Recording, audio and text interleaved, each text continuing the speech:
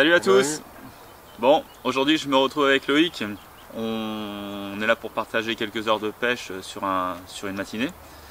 Et on va aussi en profiter pour vous faire une rétrospective de son début de printemps sur un poste qu'il a bien amorcé en Charente et où il a eu quand même de sacrés résultats. Allez, c'est parti!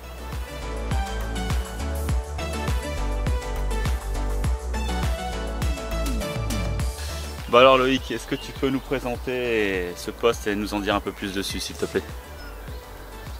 Donc il y a un poste de rivière, principalement une tenue, pas mal d'herbiers sur notre bordure, avec de très bons passages, des zones d'alimentation régulières. Après une cassure, un lit et voilà, enfin.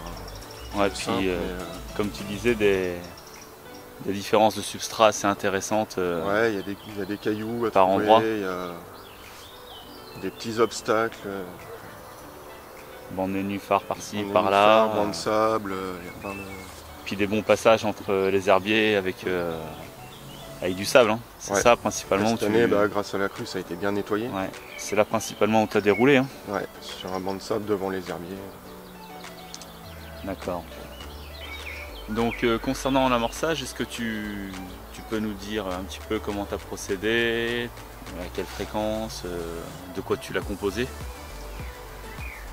Donc j'ai commencé l'amorçage, on va dire mi-mars, fin mars, aux alentours du 20 mars. Donc tout début de printemps. Ouais, tout début de printemps. Officiellement. J'ai commencé assez lourd pour voir si le poisson... réussir, l'eau était claire, donc pour voir si le poisson montait sur les amorçages. Et au bout d'une semaine, j'ai été surpris de voir énormément de poissons sur le poste. Ouais. Quand tu dis assez lourd, en quantité en gros, t'as béné combien? Bon, on va dire plus de 10 kg de graines tous les 2 jours, avec 2 kg de bouillettes tous les 2 jours. Ouais. Donc ouais, graines principalement maïs Tiger. Maïs Tiger. Ouais. Et puis après, au début, t'étais sur la Scoba, je crois, c'est ça? Ouais, Scoba. Scoba, je suis resté, j'ai pêché 1 mois. Et puis après, t'es passé sur la Black. Ouais, 3 semaines, 1 mois avec la Scoba. J'ai senti que le poisson continuait à vachement s'alimenter, donc j'ai voulu apporter un peu plus de protéines. Plus de protéines, ouais, avec la fraie qui arrivait, ça pouvait être bon.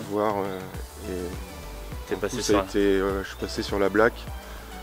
Et là, ça a au bout payé. d'une semaine, ça a été payant parce que la moyenne de poids a quand même bien augmenté. Ouais, donc il y avait vraiment besoin d'un apport de protéines et que la Black a su t'amener. Parce que j'ai réussi à toucher d'autres poissons que j'aurais peut-être pas touché avec la Scoba. Ouais, c'est vrai qu'on a remarqué au fur et à mesure de tes pêches que tu as empilé quand même des beaux poissons pour la rivière. Ouais. C'était pas mal. Est-ce que tu peux nous en dire un petit peu plus sur tes fréquences de pêche, quand est-ce que tu pêchais, si tu as fait des grosses sessions ou plus des sessions éclairs?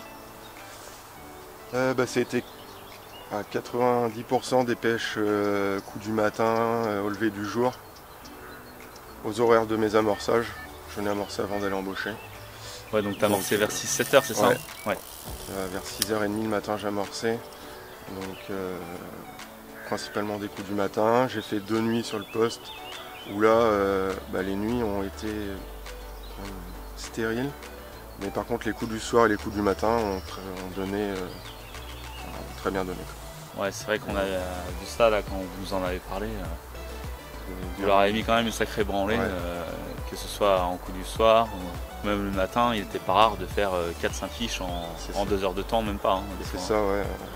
La deuxième nuit qu'on fait, le soir en 2 heures on fait 4 poissons. Et le lendemain matin, en 2 heures, on fait 5 départs. Quoi. Ouais, 4 voilà. poissons.